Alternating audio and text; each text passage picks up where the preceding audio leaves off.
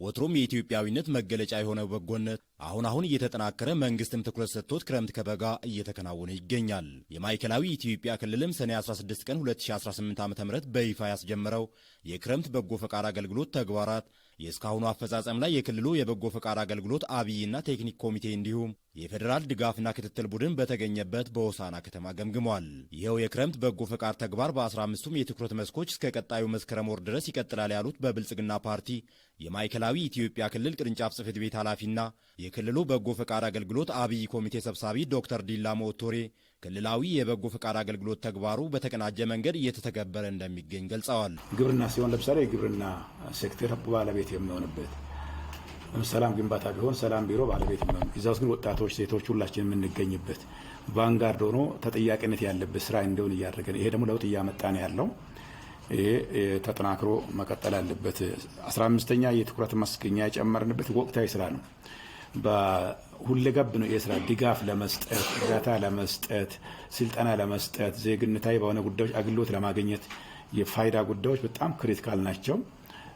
ኢትዮኮደርስ የምንላቸው ወጣቶች ስራ እድል ፈጠራ ላይ በዚህ ማቀፈን በዚህ ሪፖርት ላይ መቅረብ ስለማይችል ነው እንጂ በፓብሊክ ሰርቪስ እና በቴክኒክና ሙያ የተወሰኑ ተቋማት ውስጥ በዚህ ማቀፍ ውስጥ የሰለጠኑ ተማሪዎች በራሳቸው ስራ እድል ፈጠራ ውስጥ እየገቡ ናቸው ያሉትና ክልሉ የበጎ ፈቃድ ተግባራት ብዛትን ከጥራት እንዲሁም በክልሉ የተለያዩ አካባቢዎችን በፍትሐዊነት ተደራሽ ማድረግን ታሳቢ ማድረጉን የጠቀሱት ዶክተር ዲላሞ ኦቶሬ በሂደቱ የመጣውን ለውጥና የተግባሩን ዘላቂነት ማረጋገጥ ያስፈልጋልም ብለዋል።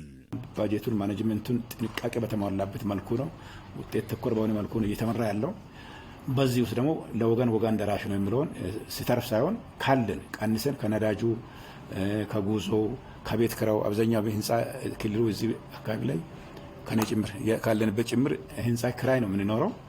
ስለዚህ ይሄም ሆኖ ግን በዚህ ክራይ ውስጥ ምን ወገን ማገዝ አለብን መስራት አለብን ብለን ነው እየሰራን ያለ ነው። ስለዚህ በአጠቃላይ በድምሩ ግን ለውጦች እንዳሉ በቀሪ ጊዜ ላይ ደግሞ ከእቅድ በላይ መስራት እንዳለብን 4.9 ቢሊዮን የተባለው ወደ 5 ቢሊዮን 2.65 የተባለው ሚሊዮን ዜጎች ወደ 3 ሚሊዮን እንደዚህ የማሳተፍ ካፓሲቲያችንን ማሳደግ እንዳለብን በደንብ ማየት አለብን የሚል ነገር ነው ያለው። ከዚህ አንጻር አፈጻጸሙን በጥብቅ ክትትል መስራት እንዳለብን፣ የበጎ ፈቃደኞችን ቁጥር አሁንም ማሳደግ እንዳለብን፣ የሀብት አሰባሰብ ሞዳሊቲው ከግለሰቦች፣ ከማህበረሰብ፣ ከሲቪል ማህበረሰብ ድርጅቶች ቅድም በተባለው ግባብ አሁንም ማሰባሰብ ብቻ ሳይሆን አጠቃቀሙን ጭምር እንትን ማለትም ጥሩ ነው የሚል ነገር ነው ያለን። በክልሉ የበጎ ፈቃድ ተግባራት እህትማማችነትና ወንድማማችነትን የማሳደግ የእርስ በርስ ትስስርና ግንኙነትን ማጠናከር፣ የመንግስት የልማት ክፍተቶችን መሙላት ታሳቢ በማድረግ ከእቅድ ጀምሮ በትኩረት መመራቱን የገለጹት የማዕከላዊ ኢትዮጵያ ክልል ወጣቶችና ስፖርት ቢሮ ኃላፊ አቶ ጌታቸው ሌሊሾ በእስካሁኑ ሂደትም በተግባሩ ተስፋ ሰጪ ውጤቶች መመዝገባቸውን ገልጸዋል።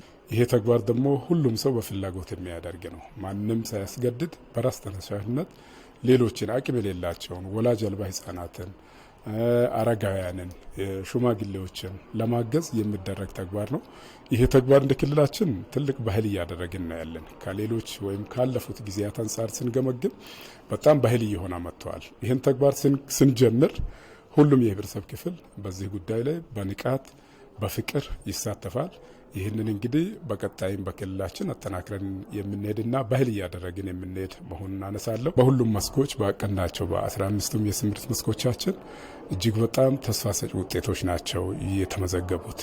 አንደኛ ከተሳትፎ አንጻር በርካታ የህብረተሰብ ክፍል ተሳትፏል። ሁለተኛ ደግሞ ከተጠቃሚነትም አንጻር ከእቅዳችን አንጻር ኦልሞስት ወደ 4 ሚሊዮን የህብረተሰብ ክፍሎች በዚህ ጉዳይ ተጠቃሚ ሆነዋል። በሁሉም በ15ቱም የስምርት መስኮች የህዝቡንም ሀብት ወይም የመንግስትን ከማዳንም አንጻር ከእቅዳችን አንጻር ወደ 94% ላይ የደረስንበት ነው። በክረምት በጎ ፈቃድ ተግባሩ ከ405 ሚሊዮን ብር በላይ ለማዳን ታቅዶ እስካሁን ከ400 ሚሊዮን ብር በላይ ማዳን መቻሉን የጠቀሱት የቢሮ ኃላፊው በግብርና ስራዎች፣ በትምህርትና ስልጠና፣ በጤና፣ በቤት ግንባታና እድሳት እንዲሁም በሌሎችም የትኩረት መስኮች ስኬታማ ተግባራት በመከናወን ላይ ናቸው ብለዋል። 2707 ቤቶችን ስናቅድ በሁለት መልኩ ነበር ለመስራት ያቀድ ነው። አንደኛ የጠቅላይ ሚኒስትራችን ያስቀመጡት አንዱ የጭቃ ቤቶችን መቀነስ የሚለውን ነገር እሱን ለመቀነስ አቅደን ነበር። እንደ ክልላችን ወደ 200 ቤቶችን በብሎኬትና በጡብ ለመስራት ከዛ በላይ ያሉትን ደግሞ 1807 ቤቶችን ደግሞ በተለያዩ ስታንዳርዱን የጠበቀ ደረጃ የጠበቀ የአሸዋ ቤት ለመገንባት ነበር። በአጠቃላይ ከቤቶች እድሳት፣ ጥገና ግንባታ አንጻር እቅዳችን እጅግ በጣም የተሳካ ነው። ወደ 1680 አካባቢ በአሁን ሰዓት በጥሩ ደረጃ ላይ ያለ የቤት ግንባታ ነው ያለን። በፌዴራል ደረጃ የበጎ ፈቃድ ተግባርን ጠቅላይ ሚኒስትር ዶክተር አብይ አህመድ ማስጀመራቸው ተግባሩ በመንግስትና ፓርቲ ከፍተኛ ትኩረት የተሰጠው መሆኑን የጠቀሱት የፌዴራል ድጋፍና ክትትል ቡድን መሪና በብልጽግና ፓርቲ የሴቶች ክንፍ አደረጃጀት ዘርፍ ኃላፊ አሰለፈች ታደሰ በክልሉ የበጎ ፈቃድ ተግባሩ በተሻለ መንገድ እየተተገበረ መሆኑን ገልጸዋል። ሁልጊዜ በኩርኮራ ወይ ደግሞ ሁልጊዜ በቅድ በሪፖርት በምናምን ብቻም ሳይሆን ይህ ስራ በየአመቱ በየጊዜው ቅድም ዶክተርም እንደገለጸው ክረምትና በጋን አከታትለን መስራታችን ለህዝባችን ያለንን ተልዕኮ ለህዝባችን ያለንን ቁርጠኝነት እንዲሁም ሰው ተኮር ተግባራቶችን ለመፈጸም የምናደርጋቸውን እንትኖችም ጭምር እያሳየ የሚሄድና ይሄ በመንግስትና በህዝብ በፓርቲና በህዝብ መካከል ያሉትን ድልድዮች እየሰበረ አንድ እያደረገ የሚመጣበት አካሄድ ጭምር ስለሆነ ይህ ተግባር ከጊዜ ወደ ጊዜ እያደገ መምጣቱን ያው ሁላችሁም የምታውቁትና አሁን የቀረበው ሪፖርት በራሱ አንድ አመላካች ነው። የክልሉ ወጣቶችና ስፖርት ቢሮ ኃላፊ አቶ ጌታቸው ሌሊሾ ባቀረቡት የ2018 የክረምት በጎ ፈቃድ አገልግሎት የእስካሁኑ አፈጻጸም ሪፖርት ላይ የክልሉ አብይና ቴክኒክ ኮሚቴ እንዲሁም የፌዴራል ድጋፍና ክትትል ቡድን ሰፊ ውይይት አድርገዋል። የፌዴራል ድጋፍና ክትትል ቡድኑ በቀጣይ ቀናት በሪፖርት የተመለከታቸውን የበጎ ፈቃድ ተግባራት በክልሉ የተለያዩ አካባቢዎች በመንቀሳቀስ ምልከታም ያደርጋል።